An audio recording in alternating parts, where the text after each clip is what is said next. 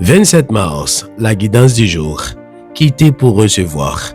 En Genèse 12, la Bible nous dit que Dieu appelle Abraham à quitter son pays, sa famille et la maison de son père pour se rendre vers une terre qu'il ne connaît pas encore. Ce départ est un acte de rupture.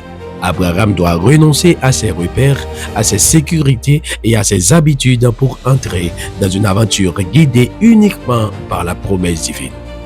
Quitter n'est pas un geste facile. Cela suppose un détachement, une confiance totale et une disponibilité intérieure. Mais c'est précisément dans ce mouvement de renoncement qu'Abraham découvre la richesse de la bénédiction. En acceptant de quitter, il reçoit une nouvelle identité, une nouvelle terre, une nouvelle relation et une nouvelle mission. Ainsi, la logique spirituelle est claire. Il faut lâcher pour accueillir, perdre pour gagner, sortir pour entrer. Le quitter devient la condition du recevoir. Abraham n'aurait jamais connu la grandeur de sa vocation s'il était resté dans l'espace limité de ses origines. Cette histoire nous interpelle aujourd'hui. Chacun de nous est invité à quitter quelque chose. Des habitudes qui enferment, des certitudes qui bloquent, des attachements qui paralysent.